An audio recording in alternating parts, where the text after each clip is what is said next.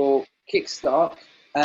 Since just for everyone's benefit, so thank you very much for everyone joining. My name is Ali and I'm the founder of the online school. Today we are doing a session called Let's Talk Racism. We have some amazing guest speakers that have volunteered some of their time to share some of their experiences and stories to our viewers.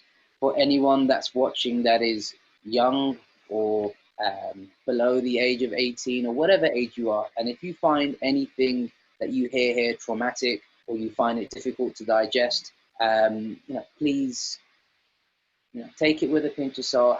Speak to someone who may be next to you, and there will be some links and some alternative ways on how you can get some additional support. So if you need some additional support, reach out to us and we can share some links with you as well. All right, can we go around the room, ladies, if that's okay? Just a quick little introduction about yourselves, and then I'll start with the presentation. So Rachel, should we start with you? Absolutely. So my name is Rachel Tracey. I'm a maths teacher at a secondary school. I've been a maths teacher for a few years, maybe 3 or so. I was a biomedical scientist before. I do a lot of community work with young people. A passion of mine is working with young people. Cool. Laetitia? Hi, I'm Tisha. I'm 15. I'm currently in year 10 in secondary school, and I enjoy cooking and drawing. Awesome. Imarye? Hi, I'm Imarye. I'm 16. I'm in year 11 going into year 12, and I'm studying for A-level sociology, business and media. Sharika, since we have you here, I know Sharika won't be part of the actual segment, but as you're a panelist, would you be kind enough to introduce yourself as well? Hi everyone, my name is Sharika and I currently manage the brand Team Caribbean UK, Miss Team Caribbean UK. Cool. So obviously because Laetitia and Imarye are considered minors, Sharika is here to make sure that they're safe and they're well supported. So thank you very much, Sharika, for having your presence here. Right, so let's kickstart the show. Can everyone see my screen? Yep. Cool. So guys, let's talk racism. This session was created in light of recent events, i.e. recent killing that had taken over media by storm, the fact that there has been a movement, a series of protests worldwide announcing for equality and announcing for people to not be discriminated against. And the purpose of this session was to make sure that our young people can understand it and can digest it properly and can get a better grasp of what's going on, because a lot of adults don't know what to make of the situation. So you can only imagine what the effect will be on our young ones, on our future generations. So it's important to talk about subjects like this as opposed to run away from them, because the more we engage in positive conversation, the more we can learn, the more we can grow. And when we have more knowledge and we have more data, it helps for healthier conversations, which we'll find out here now. So this is the never-ending, continuous, perpetual cycle of hate. They hate you, and then you hate the ones that hate you. And unfortunately, this is what's caused a lot of controversy, violence, and lack of acceptance around the world. Sessions like this are here to enlighten people, to help break out of this cycle, so you can be the change, so that you can be the difference, and that you can be the person that breaks one chain of this cycle. Because if one of these chains break, then it's just one way. Just like an attention-seeking child, the moment he stops getting a reaction, he'll stop doing what he's doing. But if the child is annoying you, and then you give the child his reaction, it continues and continues. So I wanted to talk to you guys about a couple of concepts before we break out to our guest speakers. And that is what we're saying, someone needs to step up and break the cycle. Is tolerance versus acceptance. Now, this is, some people think that it's the same thing. I personally think it's not, which is why I decided to make a few slides on it. And I wanted to share my views just to see what people may think. So tolerance, as the dictionary says, is to tolerate something, which doesn't help the understanding. But it's to tolerate something is to have a fair and objective attitude about someone whose opinions differ from their own. So an acceptance is to accept something consciously and approve it and embrace the presence of it. So really and truly, if we have to choose one or the other, we need to choose acceptance. Because if we truly accept, then we break down the barriers that you are different to me and I am different to you. We break the cycle. Being tolerant doesn't break the cycle because tolerance has a limit. Tolerance is, if you say that to me once, I'll let it go. Tolerance is, if you say it to me twice, I'll let it go. But if you say it to me 3 times, I'm going to punch you in the face, unfortunately. But acceptance is embracing, hugging, and loving. So acceptance is the way forward. Tolerance is passive. It's a live and let live attitude. Fine, let them do their thing. But acceptance is active. It's proactively feeling and accepting. And in the wise words of young Jedi Master here, Yoda, he says, ignorance is the path to the dark side. And it leads to fear because we don't know. And when you don't know something, that's when you fear something. And when you fear something, it means that you have a resistance, or you are unable to tolerate it. And when you are unable to tolerate it, it means that you end up hating it. And then when you go through a feeling of hate, that ultimately leads to suffering, which is what a lot of people in the world are going through. However, the solution to this is education, which is why we created the online school. Education leads to understanding. Understanding leads to tolerance. Tolerance leads to acceptance. And when you get acceptance, you have bliss. You have harmony. You have this euphoria, this utopia, this amazing world, this idyllic world. So this is why I say to people, accept, and accept each other just like you accept tomorrow is Thursday. Don't tolerate each other as if any other way. Accept each other just like tomorrow is Thursday. Some people, they look forward to the next day. They need the next day in order to live. Thursday is a fundamental part of your week. If you didn't have Thursday, your week wouldn't make sense. This is how we should accept. So accept each other as if it's like Thursday. Because today is Wednesday, by the way, in case anyone got confused about that one. So that's enough of me rambling for now. There's some more slides that we'll share at the end. But we'll hand it over to our lovely panelists. And we'll start with Laetitia, if that's okay. Okay. Well, hi. I've had quite a few experiences with racism growing up in a mostly white community where in some cases I was the only coloured person in a room and in a school. So I've experienced a lot of it, but I think the worst to date is when one day my mother, my younger brother and I were getting off a train, and there was a man who was laid in the way of the door. He refused to move after we asked very politely. I think he was a bit under the influence, I should say. So he got angry quickly and started using slurs against me and my family, and started saying really rude things, told us to go back to our country.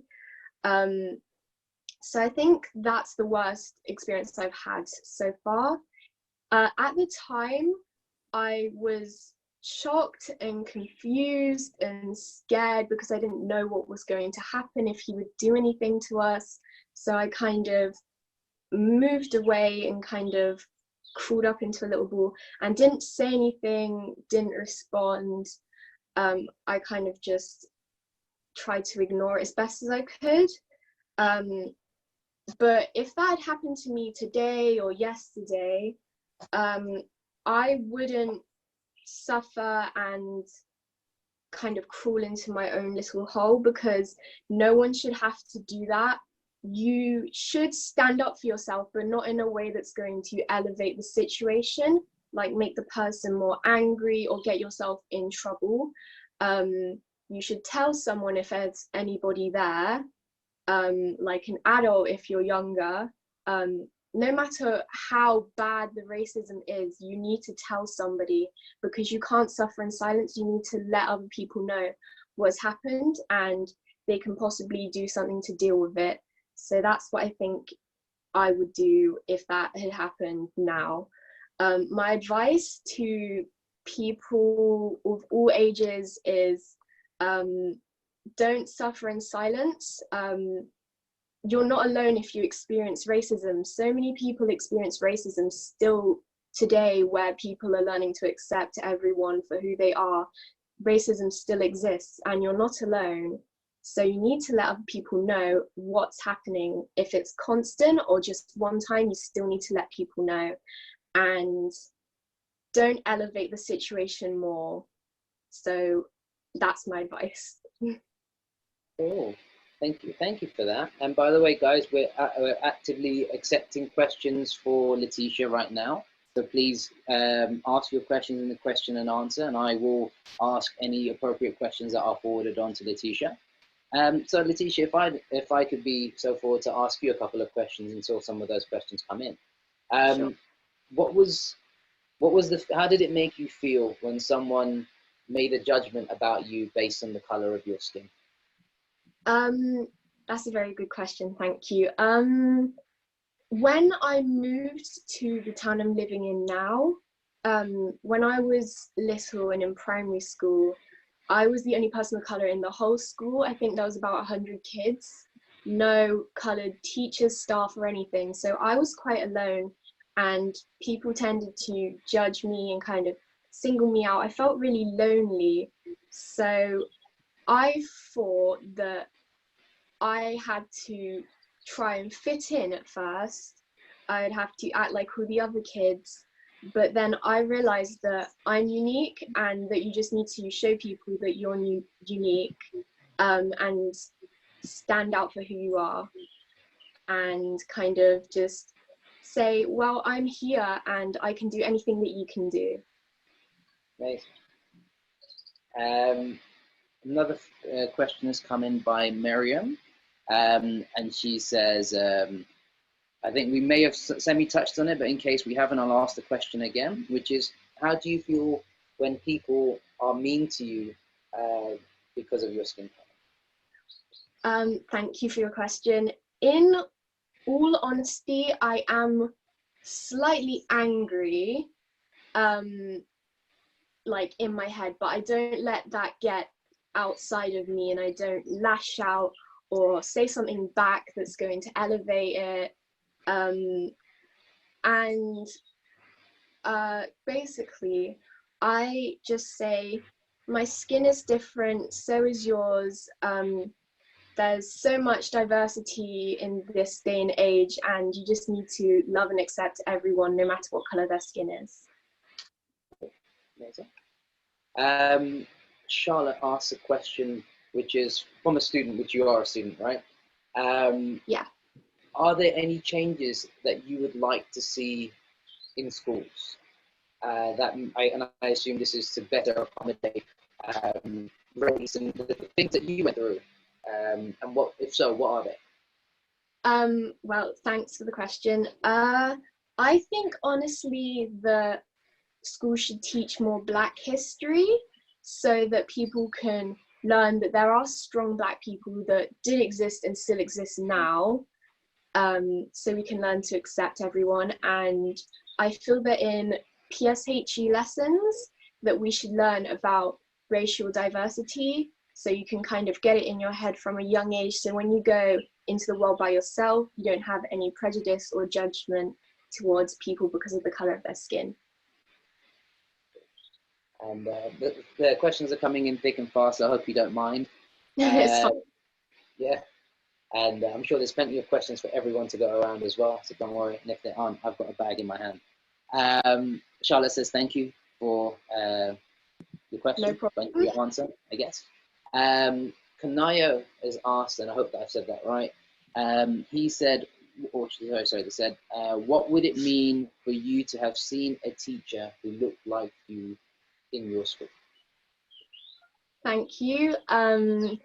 I feel like it would have been helpful at a young age to see someone that looks like me in a position of power in such a kind of biased in terms of racial community, and it would have helped me a lot. But that you don't need a teacher to be your role model, because you have your parents, your family, sometimes even your friends.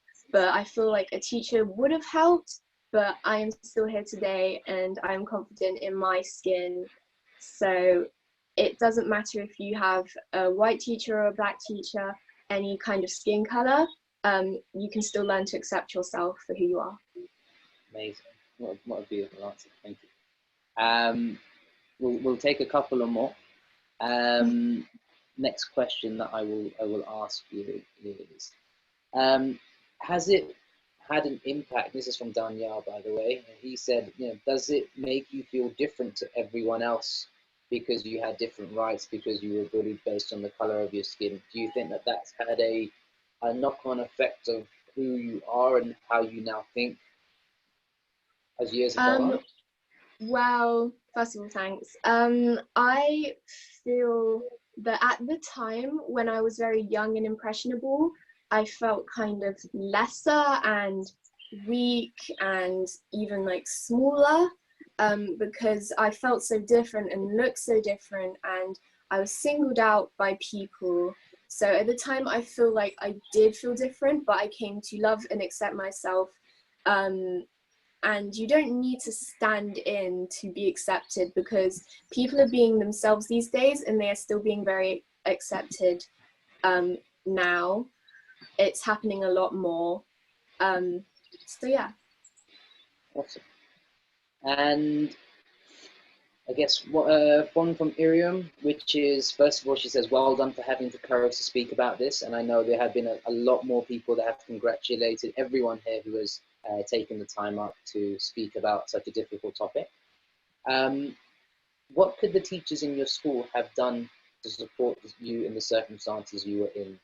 And do you think that they may have, and this is an addition from myself, is, do you think that they may have turned a blind eye to some of the things, or they weren't aware of some of the racism? Thank you for your compliment and thank you for the questions.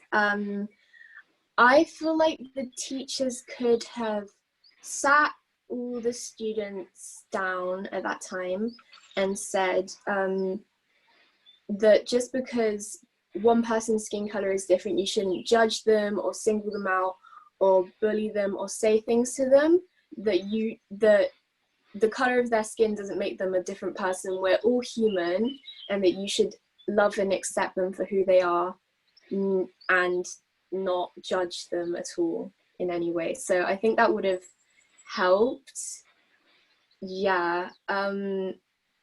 Yeah. Cool. Awesome. I want to say thank you very much. That was an amazing segment. Thank you very much for taking the time out. I will now pass it along to Rachel, if that's okay. Thank you. Thank you very much, Laetitia. No problem.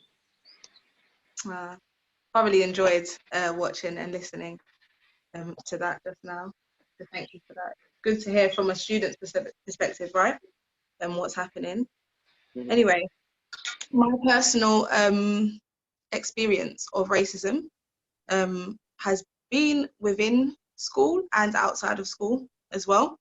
I used to live in an area called Norfolk. Let me just check. Can you guys hear me? Yes. I used to live in an area called Norfolk, and when I was up there, many comments were made about me in terms of what was expected, mixed with the fact that I was from London, but race played a part in it as well, in terms of expected violence, or expected, someone made a comment about murder once, expecting me to be the savage, basically, based on the colour of my skin. I've heard people, when I lived in Norfolk, say that slavery should have been kept in. Just a lot of ignorant comments. You touched on ignorance earlier. A lot of ignorant comments were made. My reaction to that at the time, surprisingly, I was very passive. I felt as if I am a Black woman and I know who I am, as in whatever you say, I'm still going to be a Black woman. And so I felt justified in not having to necessarily speak up against that at that time. What would I do differently now? I would definitely speak up and address it at the time. As soon as it arises, I would address it. I think that a lot of what has been said already is important about educating. I don't think that everything has to be an angry response, but I think giving appropriate education where it's necessary is important. The reason I say that is because I guess I was passive due to looking at it as a me problem. But being passive doesn't address the issue, which is global, right? Standing up for something locally is a good step towards standing up to something globally. And so I think, yeah, I wouldn't be passive. And I encourage anybody who is on the receiving end of any racial slur, as Laetitia said she was as well, you don't have to take that. You don't have to allow it to be something that is normalized for you, that you just think, well, I'm strong enough, I'm thick-skinned enough, so I can just take this on. So yeah, that's what I would do differently. It's my understanding that people are watching who might be parents, students, and teachers. And so in terms of addressing and dealing with what's currently happening in a school context, what I will say is that outside of school in Norfolk, there was overt racism, like it was obvious, but I think that there was some very covert forms of racism that occur in schools that might not be spoken about. I think things that people say, I've heard comments that teachers have said, I'm not necessarily saying at my current school, but I've heard comments that people have said in reference to Black students that are very undermining and very indicative of a racist nature. So I think that these things are left to slide. And even in those cases, when I've heard or seen it, I have to reflect and ask myself, have I done enough? Anyway, how would I suggest that a student digests or reacts to racism? What I wanted to do was I used the word racism as an acronym so that we can remember different steps that we can take to address racism, okay? So racism, it's real. Racism is real. We need to recognize and realize that people's experiences, so this I'm talking to people who are Black, who are of other races as well, whoever it is that feels undermined or undervalued, recognize that their feeling and their experience is real and treat it as such. Don't undermine, don't undervalue them. And what you can do as well is you can do some research based on things that you can do to help them when they do feel undervalued. A is for awareness. We can cultivate an awareness of other cultures and races and embrace them. You spoke about ignorance. I said that before, but you spoke about ignorance. And something that I noticed about living in Norfolk is that the intentions weren't bad, but the ignorance was very real. And so due to the ignorance and not being aware of who Black people are, Laetitia said, it will be good in the school curriculum for people to understand that Black people are not just coming from a field, that Black people, they have a rich culture and a rich history and should be known for something other than just being a slave, for example, there are many inventions that have come out on account of Black people's work. And so having an awareness of things like that is also something that's important, and embracing different races and what it is that they stand for. C, so we've done RA, C, call it when you see it. And this is something that I was guilty of. I didn't call it when I saw it, when it happened to me. But when we see racism in action in school, even if it's our parents, if it's our loved ones, we have a responsibility to call it. And this goes not only for racism, but any kind of injustice that we see. We have a responsibility to call it when we see it. Right is right and wrong is wrong. Only when we're committed enough to effect change will we see change. I stands for intentionality. We've got to be intentional. We sit our exams and we study. And I was saying to a friend of mine earlier, just as you've got your GCSEs coming up, or you've got another exam or another milestone coming up, you don't just study once and say, oh, that's it. If you want to see change and where racism is concerned, and if you want to be a part of that change, you have to be intentional about that. So I is for intentionality. S is share positivity concerning all races. Stereotypically, you will hear certain things said about certain races that have been deemed true about them. We are quick to share negative things about certain races, so that the Black race might be acquainted or associated with a certain type of behavior, but share the positive things as well.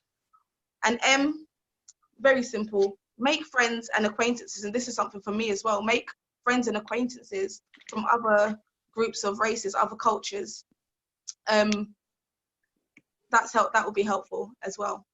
So yeah, racism, be real, or recognize that it's real, sorry. Have an awareness of it, call it when you see it, be intentional about it, speak positively about other races and make friends with other races as well. Hopefully that helps. Beautiful, beautiful.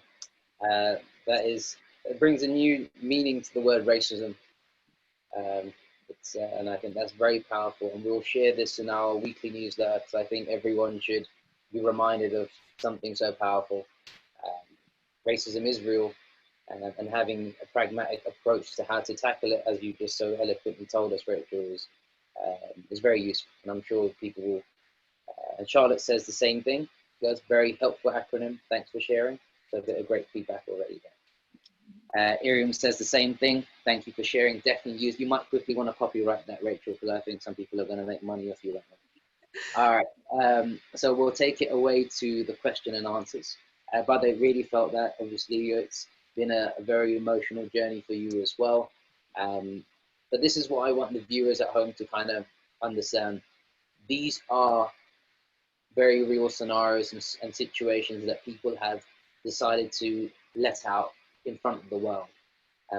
We might go to Tesco and we don't see anyone being racist to us in that moment in time, or we don't see what anyone else has gone through, but there are stories of every single person, that person that stands next to you in the queue, the person that is in the counter that is serving you.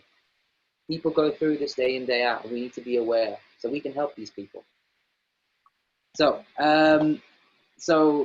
let's go back to some of the questions. Daniel asks, do you think some people have racist views but feel that they are not racist? Absolutely. Absolutely. Thank you for the question as well. Where are my manners and etiquette that Laetitia so boldly showed us earlier? Thank you for the question. It's a young generation leading by example, you see. Yeah, look, we see the young people, they are innovators and they are the future. So I am happy to follow Laetitia. Yes, so I do think that people, did Daniel say, holds racist views, but they believe that they're not racist? Yeah. Yes, I do believe that. And it goes back even to the cycle that you had shown earlier on. Sometimes the racism that you have on the inside is as a result of hate that you might have received previously. Sometimes you're racist, but you don't know it. Sometimes it's passed down through family, like I believe was the case when I lived in Norfolk. So I think that if you want to essentially find out if you're racist or not, you have to weigh up what it is that you think about certain races, weigh up how it is that you feel towards them. Why is it that you feel that way towards them as well? Because remember, racism is treating somebody differently based on the color of their skin. So that includes in all forms of prejudice, etc. And also just believing in the superiority or inferiority. So people are better or worse because of the color of their skin. So yes, people can be racist and not know it because their intentions are good, but their behavior is not. And thank you for that wonderful answer. And I guess to further add on to that, it's all, if for people that have those views but don't believe they're racist, they should always just think about what if the shoe was on the other foot, and how would they feel if someone treated them with the same approach or mindset that they were treating the other person. And sometimes that maybe in the R in racism it could be a reflection as well. People should sometimes reflect and see, you know, what it's like, because generally if we ever thought about it that deeply and was like, this person is actually going to be upset based on what I'm saying, they probably won't do it. But once again, it's ignorance. We are ignorant of how other people feel. So yeah, no, thank you. Anonymous, that's not the real name, I think. Yeah, but Anonymous has said, what does your school have in place to tackle racism? Well, Anonymous, thank you for your question. And that is a good question, even for me. Our school, I'm trying to speak very politically correct. Okay, so our school, like other schools, should be adhering to Ofsted guidelines, which talks about, I know you're going to disagree with this because you spoke about tolerance versus acceptance, and I agree, okay? So they talk about us being tolerant, right? We've got the British values that we abide by, and I suppose from experience, inclusivity feels like it's a big thing where I go to school. At the moment, would I say that there is anything solid in place to tackle what we've just seen emerge? No. Have my school addressed it? Yes, they have, which I am very proud of and very happy about. So in answer to your question, I feel like we could have something in place that's a bit more solid, and something in place that is so loud and so obvious that we could, it's like almost like a standard operating procedure, we would call it in the lab when I used to work there. So it's almost like anybody can follow it. Yeah, so at the moment, it's more known that inclusivity is the in thing, but we could speak about it more. There was another question I was going to ask, but here's one that's a bit more. Every question is very solid, but this one's very very interesting, because how do we stop racism amongst ethnic minorities as a whole? So black, brown, yellow, pink, green, whatever the color may be. And it's very frustrating to hear this sometimes, that, you know what, you've got someone else who is already persecuted by the color of their skin, but yet they see no difference in doing the same thing to someone else. How do we stop that? Do you have any views to share? Thanks for the question. And are we speaking about, maybe you can make this a bit clearer for me, are we speaking about between different ethnic minorities? Are we speaking about, are we saying in between us? So for example, between Caribbeans and Asians, for example, are we saying that? Okay. So I think, I use that as an example because no one will get offended then. Let me first say that it is a very real thing. Let us not pretend. Obviously now we are concentrating on, or because of what's happened in the world, we've been concentrating on the persecution of Black people by, I suppose, the white race is what's been happening in America. But within our own or different ethnic circles, there is definitely, I'm just being clear that it happens, and I think that it is very real. It's a real thing. As we said, Caribbeans versus Asians versus, because it shouldn't be that way. That happens, and I think that in order to deal with that, it goes back to just the basic levels of what you were saying about tolerance versus acceptance. I think that it's about us looking kind of beyond ourselves. Even I can't speak for any other race, basically. I'm only a Black woman of Caribbean descent. Prior to that, African descent. Proud of that. And so what I think is that maybe there are, I think it's loaded. I think maybe there are like systemic race issues that cause us to kind of view ourselves as we do this right. Does that make sense? This is the way that we operate.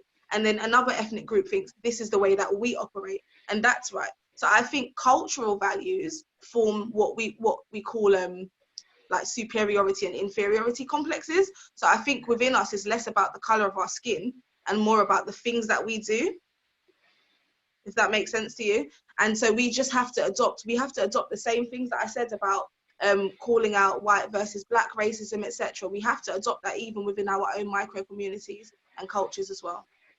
Cool, amazing.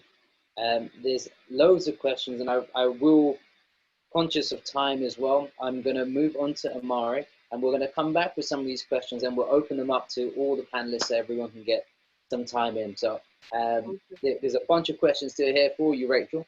Means obviously your thing has pulled on a lot of people's heartstrings, so thank you for that. So we'll move on to Imarye and we'll be back, yeah? Thank you. Hello. So I've experienced lots of racism, whether it's like around me in school, on social media. And one of the times was when I was live streaming with my friends and someone joined and just started calling me and my friend like the N-word and a bunch of other stuff. And it really hurts when a person feels the need to like call you certain words. Like, I can't understand why someone feels the need to say it and to just make you feel so upset. And I was really upset at the time, but I just removed them from the stream and I just told them, you can't say that, that's not right, you can't be saying that to other people. And sometimes it's just like, you need to just report them, you need to tell someone that someone said that to you, because that person thinks it's okay, and I don't know why they think it's okay. Maybe no one's ever told them not to say it before, but because now I've told them that they can't say it, and it's me they were calling the word too, maybe then they're going to think about it and see, why can't I say it, and hopefully educate themselves and see why what they're saying is harmful and upsetting to other people, and then hopefully tell other people stuff. Because if you witness someone calling someone else something or being racist or like having remarks to someone else and you don't say anything about it, they think it's okay and they do it to someone else, and everyone else is going to feel the same way you felt because you didn't say anything. So I think it is good to say something, because everyone just needs to know that it's not okay. Awesome. And what would be your final views to the kids out there? What should they make of everything that's happening right now? I think with the protests and everything, I think it's quite good now that people are still talking about it more and more, and because everything's on social media, it's always there, like you're always going to see it, and people do see one person post this and they're like, hey, what's this about? And then they go and read about it. And I think you should be talking about it. You should keep talking about it, because now it's not just people of color just being upset, it's everyone's being upset, because now everyone knows about it. It didn't end when slavery ended, it's continued and it's still going on. And the younger people now are getting towards the age when they can now do something to stop it. They're getting to the age where they can vote, and like the people who are enforcing all these racist things will then be voted out. Like, you can vote for people who support your community more and benefit you more now, because you know more about it. And I think if you don't know about it, you should educate yourselves. There are people that will be willing to tell you about it. There are companies that talk about Black history, not just slavery, but other things as well, all of our history. And yeah. And then I guess one question here is, when you are online, because I guess a lot of the young people that we have in our audience, they are a lot online, the school that we have is online. but young people do all these types of things like TikTok and Snapchat and live streams and whatnot. What would be your advice in case they're having a great time with their friends and someone who they don't know decides to come in and try to ruin it for them by saying something mean or hurtful or harsh or just unnecessary? Well, first of all, it's not your fault, and you might feel upset because yeah, it's horrible and it's a really bad feeling, but don't let them ruin your fun, because there are people that feel they need to hurt other people, and it's sad, but just tell them they can't say that. Hopefully your friends around you are also helping you too, whether or not they're black or they're white. No, whether or not they should still be helping you deal with it. Report the person, make sure that person knows they can't say it, and they might continue to say it, but at least now you've told them, and other people watching also know now that it's not okay. And from then it should just continue to go on, and hopefully then it will stop. Oh, awesome. What we'll do then, as Rob's now joined as well, we'll move over to Rob. Thank you, Rob, for joining.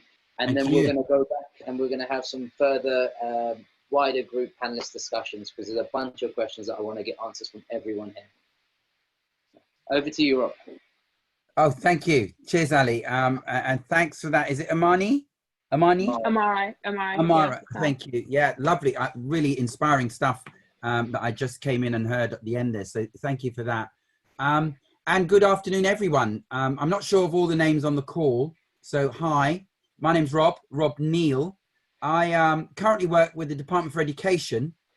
I'm on loan from the Ministry of Justice, and all together, I've been a civil servant for 37 years this year. 37 years. I've got 2 children, now young adults. My son is 23 years old, and he's doing a degree at a maths degree at Essex University. And I've got a daughter. She's 27 years old. She's a solicitor and is in her second year of her career as a legal practitioner. I should mention the wife. She is still around. She continues to put up with me. Next Tuesday, we'll be having our wedding anniversary, and it will be 30 years married next Tuesday. So thank you for that, Ali. I saw that spontaneous round of applause. I do. She deserves it more than I do, but I'll take that applause on her behalf. And I guess with the time I've got, I don't know whether, Ali, you want to ask me questions as punctuation as we go, or whether you'd rather I just speak to the bullet points you gave me. Is there a preference? So I would say, Rob, what would be great if we follow similar suit to what the other ladies have done, which is let's go through the points, and then I will ask a bunch of questions that the users have asked, and then we'll open up for an open panel discussion as well. Lovely. Okay, well, I think the first thing you asked me to do was introduce myself, and I mentioned that I'm a career in the civil service and now approaching my 37th year. I appreciate that the term civil servant may not mean a whole definition to everybody, but basically I work for the government of the day. What I'm not allowed to do, so preempting any possible questions, but feel free to ask. I'm well versed in not answering a question if I can't, but what I'm not able to do is answer any political or party political questions. I'm here to serve the government of the day, whatever colour, shape or form that government takes. In terms of my own personal politics, the colour of my waistcoat might give away my alliances, my allegiances, and I'll leave you to make up your mind. But I am a political animal. I do have political persuasion, and I do have a view privately about the government I choose to support when I'm able to. But I work as a civil servant, at which point I'm apolitical, and I'm there to carry out the minister's or the Secretary of State's instruction. And I invite questions on that so that you know. I go around and share more with younger people who are perhaps considering a career in the civil service because they want to impact on the way we do government. And I'm happy to talk about that because we need more colourful talent in the civil service. Make no mistake about that. We need more people of colour. We need more people from the Black, Asian and minority ethnic communities. We need more of the talented communities that we all are and part of in the civil service. And with my dying breath as a civil servant, I will continue to try and encourage people to come and join the civil service instead of making millions of pounds in the private sector. Money's not everything. Money is not everything. Have I faced racism? I think was your next question for me, Ali. Do steer me if I go off beam. The short answer is too many times. I have faced racism in all sorts of ways. Assumptions being made, ignorant statements about who I am or where I come from, questions about my own heritage, all sorts of assumptions about my ambition. If I tell you, can you see my background here? Mm-hmm. I had one colleague say to me, check this, Sharika. I had one colleague say to me when they saw my background, Rob, have you read all those books? I had to laugh. I said, no. I pay Zoom £5 a month to give me a background that looks intelligent.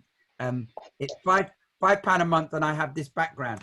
There is £7 a month for a slightly cleverer looking background, but I can only afford £5 a month. So we joked it out, we styled it out, but basically, yes, I have read all those books. And some of them, as part of my library, I continue to go back to because they're great. Like this one, which I picked out for a previous conference. I have read Renee's book, Why I'm No Longer Talking to People Like You, who was asking me that question about race. Fantastic book. Anyone here read that? Anyone? Sharika, you're on mute. I heard I saw a thumbs up. Have you read it? Good stuff. Well done. Anyone else read it? No. Who's that? I can't see the names at the bottom of the screen. Who's that? So we have a bunch of attendees that can still vote their hands using their hands up. We say 3, 4, 5 people have putting their hands up. I assume they have read it. Is that Laetitia? Yeah, Laetitia. Laetitia, beg your pardon, Laetitia. Have you read it? No, I haven't. Okay. Homework. It's a great book, folks. And I don't want to spoil it, so I'll try not to. The reason why it's great, because it talks about race equality, but it absolutely mentions America, but it's about the UK race equality and civil rights campaign, which is lesser known and lesser heard of. So, for example, can I ask a quiz question at this point? I should have asked you at the beginning, Ali, how long have I got? But keep me to task. Well, if I asked a quiz question, who is Paul Stevenson? Who is Paul Stevenson? And what did he do in 1963? Everyone who's got a mic, feel free to speak out. No? Okay. Paul Stevenson, and if you've read the book, you should know, at least if you've retained it, when you get to my age, you kind of start forgetting things. Because although I can look young for my age on a good day, and I don't think, looking at my face, I don't think today's a good day, but I'm actually, I've just turned 56 years old. And so it's harder for me to remember a lot of stuff. But I do remember this. Paul Stevenson, as a young youth worker, he was 26 at the time, in 1963, before I was born, he started a bus boycott in Bristol. And the bus boycott, Rosa Parks' bus boycott in Montgomery lasted just over a year and is said to be, in 1955 through to 56, is said to be what started Martin Luther King Jr. on his civil rights campaign. That's what history tells us. Well, in 1963, 8 years later, in the UK, Bristol, Paul Stevenson, who's still alive today, he started a bus boycott, which ended up in legislation changing the law about employment for black people in this country for the good. So worth checking out, Paul Stevenson. Well, in this book, in addition to other things like white privilege and microaggressions, Renee Eddo-Lodge talks about delivering on race equality. It's a fantastic book. It's so good. If you buy it and you don't learn from it, I'll give you your money back. How's that? I'll give you your money back. Right. So that's book number one. And so yes, I have faced racism, Ali. I once had a manager of mine some years ago now.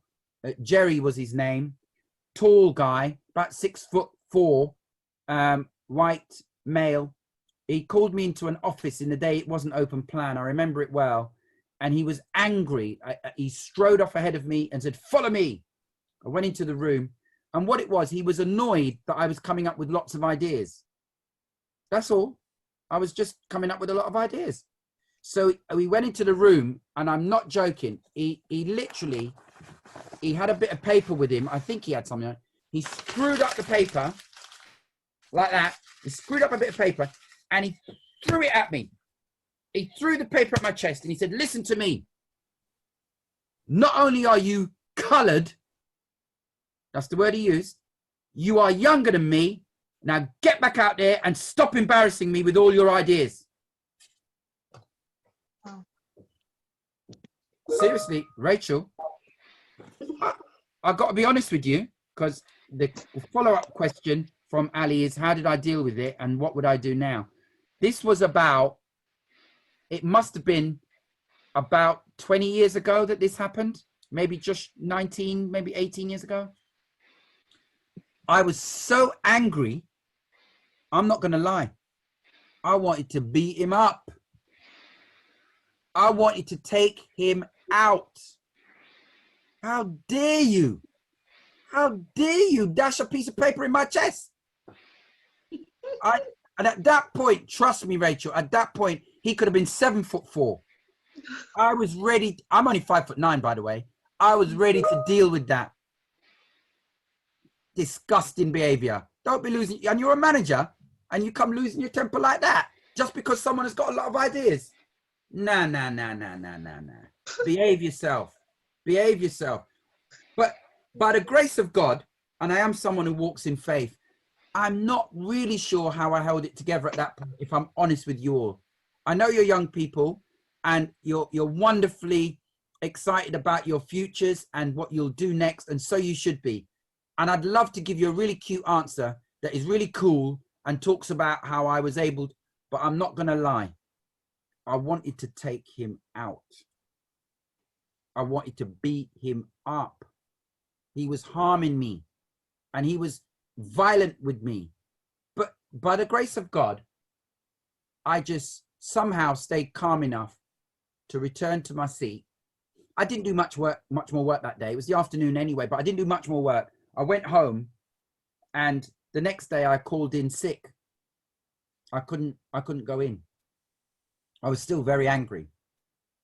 But what it began to teach me those 2 decades ago is that some people will, for reasons best explained by them, they will exhibit their racist behavior. And one of the best ways that we can respond, and I heard it said towards the end of the contribution there about keeping ourselves on point and keeping ourselves attentive to what needs to be done and keeping ourselves focused. And I would phrase it this way, is not to let anybody steal your joy. Don't let anybody steal your joy. You are capable of great, great things. And sometimes people will come along to try and just knock you off and just knock you off balance. Don't let it happen. You're in control of that. And just as when Jerry did what he did to me with that bit of paper and he threw it at me, if I'd have exploded towards a manager and he then tell his story, who do you think they're going to believe? Not going to be me. Yeah. So for me, it started me on a journey in answer to, I think, your final question, Ali, about advice and so on. And please do come with any further questions. It started me on a journey, some of which you can see displayed behind me in the books I've read over the years, of self-awareness, knowing who I am. That is so important. Knowing who you are and really coming to terms with that. What gets you out of bed in the morning? What gives you joy? What, you know, your favorite foods, the music you watch, what turns you on intellectually? What is it, you know, where do you keep, when you've got the choice, whose company do you keep? I say and share this a lot in schools and universities and with young people moving from education into employment. Have that discerning spirit Spend time with those that will edify and lift you up. Not, and we've all had them, I've certainly had them, but friends or so-called friends that leave you feeling less than. Weed them out, weed them out. Love them from a distance. Love them from a distance and ask them to come and join you in a place of edification and upliftment. Yeah? And use and cultivate your time and discern who you spend your time with. Because, you know, we're here for a purpose, and whether we walk in faith or we don't, I believe that we are created for a purpose, and I serve a living God, knowing that through my relationship with that living God, I am capable of offering my best. And just as it is when Ali asked me to do this, and we worked on it together, what I would bring, Ali felt it was good and useful for me to be here. He's gone with his spirit. We've not met in the flesh, have we, Ali? No. No, you've just gone with an instinct, a hunch. And so here I am, sharing my best, offering my best, and hoping that it makes sense in your world, knowing that as a father, as a husband, I am able to offer my best because of the people who support me. And loving parents. My dad, sadly, no longer with us, bless his soul, but my mum, who remains very much at the center of my world. God bless the mothers, because without her, I wouldn't be here today. So on that basis, and maybe handing back to you, Ali, I welcome any questions. And if I've forgotten any of the points, Ali, you want me to bring them out, do come with a supplementary question. Thank you for listening to me. Thank you. That was absolutely beautiful, Rob. I want to say thank you. We did have the attendees are in attendance today. They you may not be able to hear them, so they are sending in question and answers, which I will relay back to you. That'd be great. Some people were saying that that book, Why I'm Not Talking About Race Anymore, that it's on my reading list. Someone did say the Bristol bus boycott, and someone did say you don't look that old. So I'm just going to put, yeah, that book exactly. And someone did actually ask. Thank you for that comment. The ageist in me loves the comment that I still look less than 56 years. There's going to come a point when I look my age. For the moment, I'm getting away with it. It's cocoa butter. And my Jamaican and my Jamaican heritage. There we go. There it is, guys. If you want the recipe for youth, there it is. Cocoa butter and a Jamaican flag.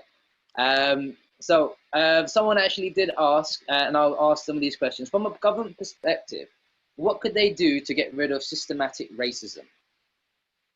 Well, this is something I speak on a lot. And the short answer is involve to evolve. Involve people with a lived experience from other backgrounds. Don't just look at, and I'm going to say it, don't just look at Russell Group University graduates. As wonderful as that is, my daughter went to Southampton and she graduated with a law degree, and I'm really, really proud of that. I was proud of her anyway, and I would support her whatever she chooses to do. That's the truth. The fact that she decided and wanted to do that is fantastic. But talent, colourful talent, is in all areas. The fact we need more of us in Oxford and Cambridge is another matter. But we don't have to have come through university. I didn't go to university for all sorts of reasons. I've gone and caught up with my learning afterwards. Now, my daughter's been to uni, my son's been to uni, and that's great. But even if they hadn't, they have a gift and a talent to offer the world, just as everyone here does. And what I'm saying is, government can begin to dismantle systemic racism by involving people who have a lived experience, involve people that end up living in places, dare I say it, bless their souls, Grenfell. Involve them in the policy that provides for areas like that. Look at what Marcus Rashford did in recent days. A policy to remove free school meals. But Marcus said, no, he can still remember where he came from, even though he's earning upward of, who knows, 180, 200 grand a week. I mean, money that I just personally can't comprehend. But he can still remember his roots. He can remember where he came from. And by doing what he did, the government has reversed the policy. And trust me, I can say this, and I can get away with saying this. Government don't like U-turn on policy. They're very proud governments They don't like U-turning. So the way, in answer to that great question, the way that they can dismantle systemic racism is by listening to the people, and the people can vote at the ballot box. I heard that said just before I came on as well. This is a democratic society. We can exercise our vote. It's very important. People have died for the right to vote. We throw away that vote with a real insult towards those people. Study politics enough to vote, and to vote with intelligence. And then people already in the system, I guess like me, we can look out for colourful talent, and we can positively act to bring that colourful talent into the civil service. Because we need, I mean, Windrush. Did anyone watch Still in Limbo last week? No? You didn't watch Still in Limbo? Hey, Ali, I thought you said this was your talented group. What's wrong with, what's happening, man? You caught him on the off day, man. You caught him on the off day. No, you told me this was the cream of the crop. You told me this is the cream of the crop. There was enough trauma happening in society than to add to it. So I guess it was a rightful omission until trauma had died down. I hear you. I feel that. We'll put you in your place, my friend. Yeah, she has, absolutely. I'm in reverse. Enough respect, because 8 minutes and 46 seconds, which really we are all now indelibly marked. This was a public lynching in real time, like no other. And our hearts and our thoughts go out to the Floyd family. And we also take account of the fact that he has become a martyr, because it's forced people to consider the Stephen Lawrences, the Sean Riggs, the Roger Sylvesters, the Mark Duggans, the people who have died in police custody here in the UK, that is outlined in Renee's book. And if you haven't, I'm going to recommend this book, Natives by Akala. Anyone here read it? Anyone here familiar with Akala? Yeah, familiar with him. Few nods for Akala. Well, Akala has written this book called Natives. I tell you what, I'm going to ask a favor. Can I ask you all a favor? Take this picture with your phones. Take this picture. There you go.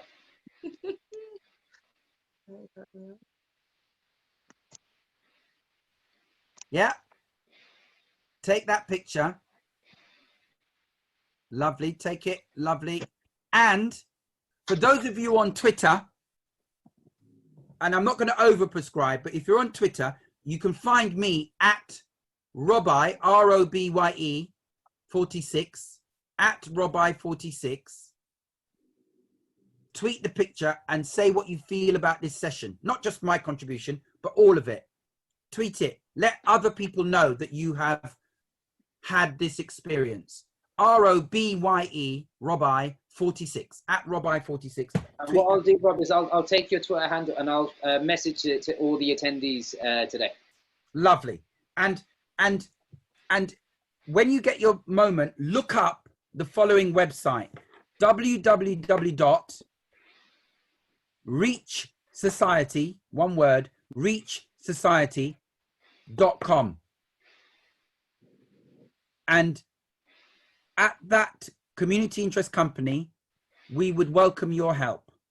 reachsociety.com. It's all on the website, what we're about. You can follow us if you want to on Twitter at reachsociety10, the digits 10, but you'll get all of that on the website when you go on. Have a look. And if you don't see yourself in that space because you're doing other things, that's great. Pass the website on to someone else who you think would be doing that. Awesome. That was the answers was someone else's question, which was what other books from Rob's bookshelf can he recommend?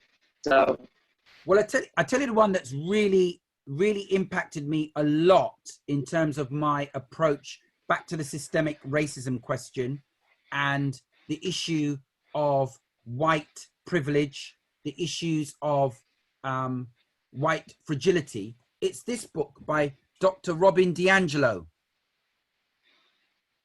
White Fragility, Why It's So Hard for White People to Talk About Racism, by Dr. Robin DiAngelo. Now, you can get a shortcut to a lot of the content of this book. If you're not if you're not a prolific reader, or if you've got enough reading going on in your life, you can check her out on YouTube. Just type in Robin DiAngelo, white privilege, and she's got a fantastic 22-minute session that will spoil it in case of you prefer a book, but it will give you a very quick summary about what's in the book. It's always good to read the book, but the summary, 22 minutes, YouTube, just type in white privilege, Robin DiAngelo, and it'll come up. Perfect. Another question from Miss Allen.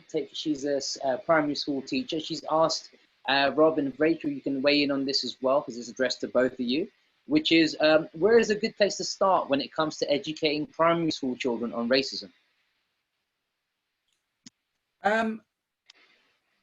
If I could email now, I've got a, where is it? You'll get some books listed at the Reach Society, by the way. We've got a learning resource center on there. So that's the first thing. Has anyone here heard of Ibram Kendi? Ibram X Kendi, How to Be an Anti-Racist? Well, if you Google him, Ibram, Ibram X Kendi, Kendi, yeah, Ibram Kendi. If you Google him, he's got a book called How to Be an Anti-Racist.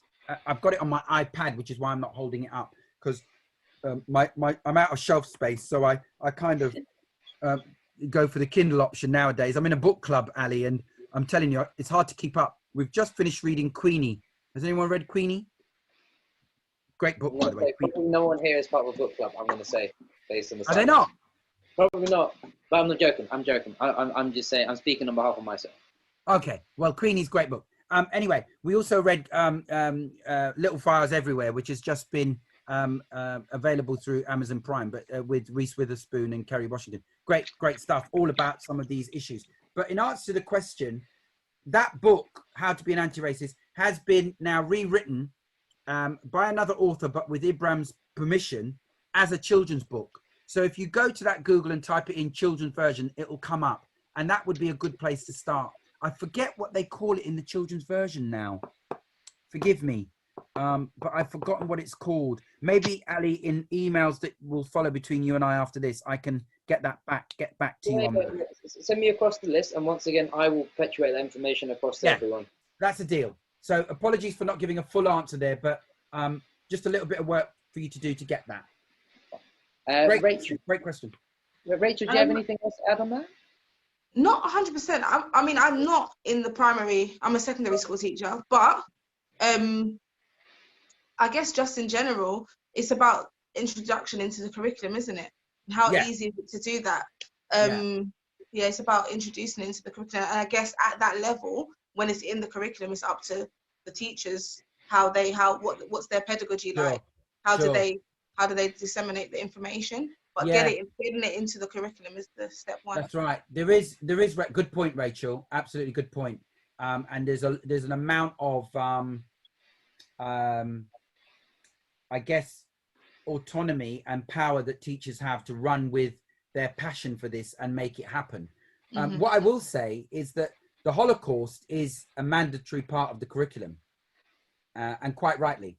But at the moment, Black history, and by that I don't just mean slavery, I mean revisiting the stories that are currently told to make sure that there's colour in them as well. There is a petition at change.org that's going around at the moment that you may wish to consider signing. And I've certainly signed it.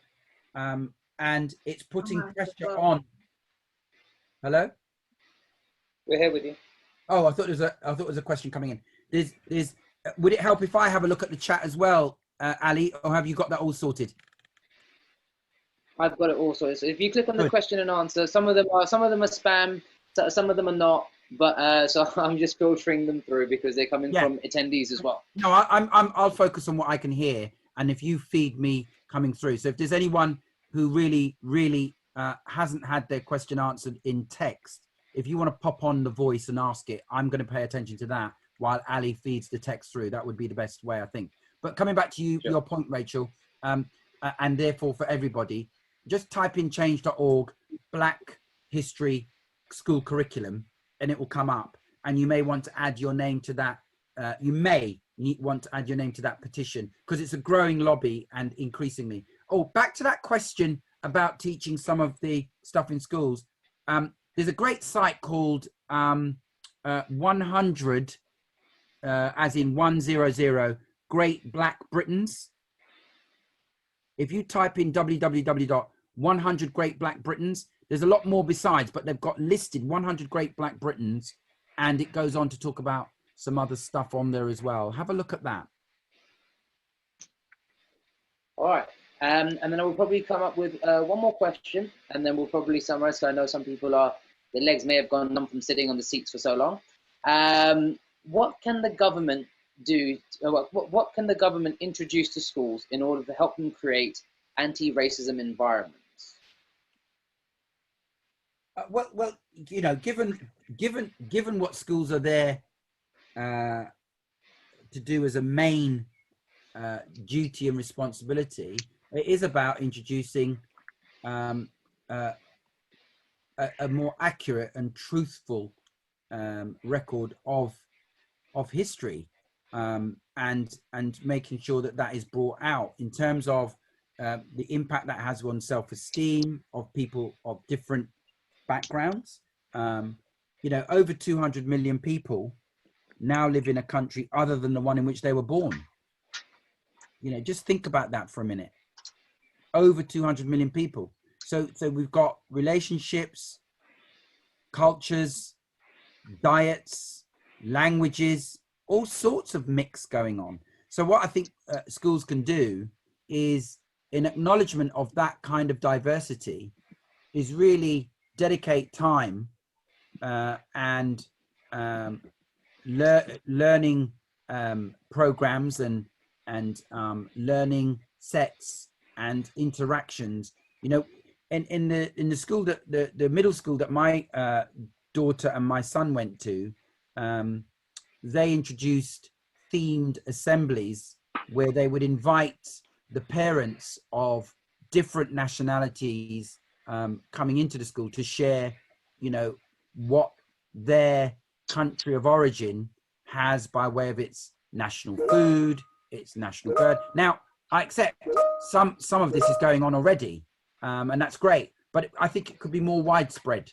And I think, back to my earlier comment about involve to evolve, I think that the more we can involve that difference at that learning stage, the more we will evolve into a more self-aware and appreciative people of different cultures.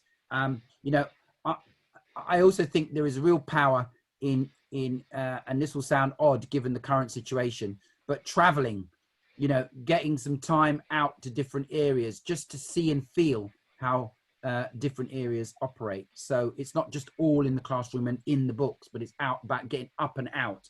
And, you know, there's going to be a lot of that going on when we're all out of lockdown, because, you know, we get waves of cabin fever, don't we? Cool. I'm going to take this as a moment to say thank you very much for the main session of the speaking segment. So was there something else you want to add, Rob? I just thought I heard the beginning of someone's question, and I was going to take that if there was time. I was just going to quickly say, I personally was just going to quickly say as well, soz, Ali, because I know you want to finish. No worries, you carry on. You know what? In schools, you know, obviously we've got the SMSC requirements that I was talking about earlier that we meet, and we look at the British values. Yeah. I was just double checking I know what the British values are, but I was just double checking. And obviously they're democracy, rule of law, individual liberty, and mutual respect for and tolerance of those with different faiths and different beliefs, and for those without faith.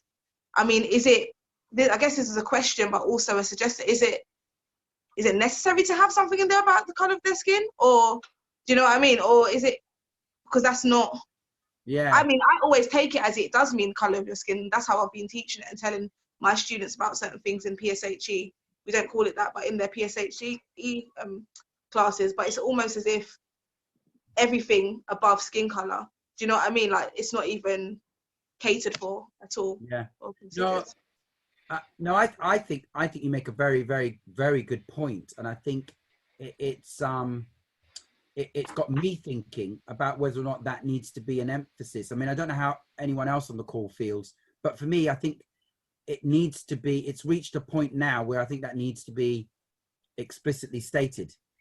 Because, you know, you've taken and interpreted the spirit of that set of values to include the color of one's skin, but where it's not explicitly stated, I think maybe there is real benefit in doing that. It's not something I've personally thought about before now, to be honest, but I think you raise a good point.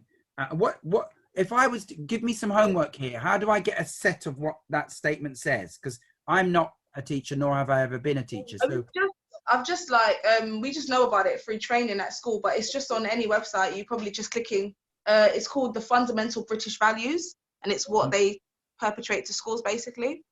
So thank you. Fundamental, British values.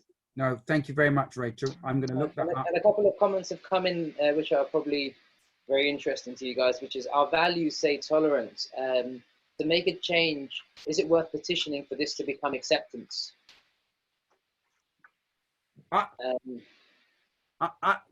Sorry to cut you there, Ali, but we had a similar debate because we used the word tolerance with our prison service, to tolerate. And we've moved to celebrate, actually. We've gone past acceptance onto celebrate. To celebrate difference, because we want to promote and celebrate difference, not just accept it only or tolerate it. I do accept, funny enough, that for some organizations and some institutions and some working communities, they need to get to accept first because they're so far off. But we've moved on to not just tolerating, which was never appropriate anyway. We've gone past accept. We've gone on to promote and celebrate. Fantastic. Ali, we will have to leave shortly as well, just so you're aware. All right, cool. We'll be wrapping this one up now then, yeah?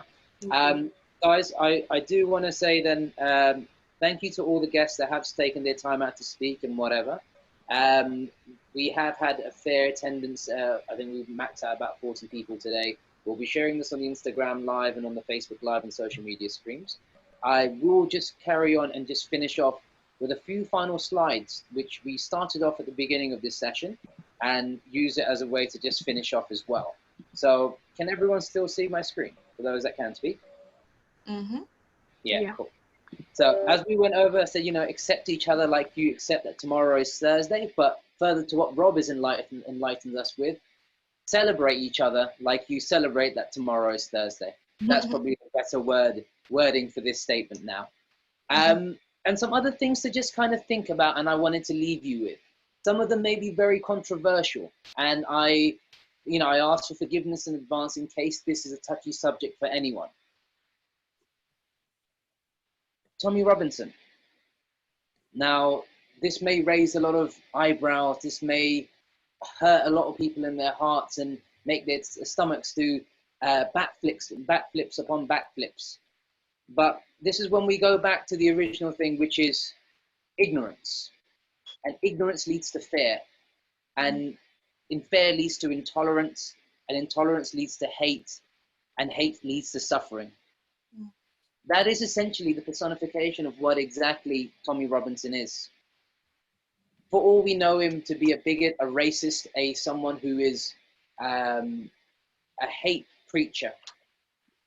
But now we need to take the higher plane and understand why is it that he is doing it. If he's not educating himself, then we should take it upon ourselves to take the higher road and educate ourselves about him and try to see if we can help Tommy and people like Tommy. So I use Tommy as an example because he's a prominent figure in the public. And if you listen to his address to the Oxford Union, I'm not asking for anyone to become a Tommy Robinson fan.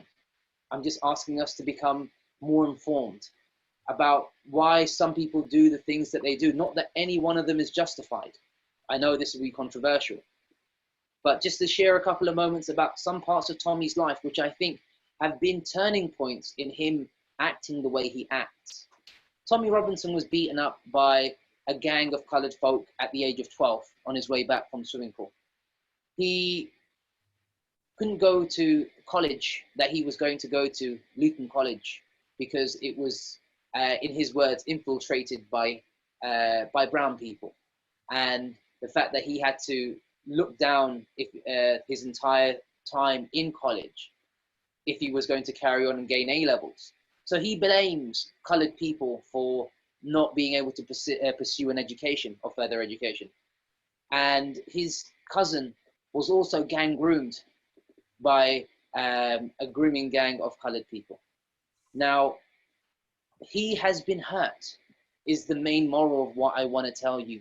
And we'll find that if we take the enlightened route of trying to understand why people do what it is that they do, we will find that a lot of racists, or people that are racist, they're either ignorant or they have a lot of undeveloped, undernourished hate that no one has ever been able to tap into. Maybe Tommy just needs a big old hug from everyone that's from all the different colors under the sun. Maybe someone needs to just tell Tommy that it's okay. But the reason, I just thought it would be interesting to share that sometimes there's always a reason, and forget everyone else that he brings along with him onto his course, because the rest are just sheep. But the main wolf behind the whole thing is him, and he's been hurt. Just something to think about.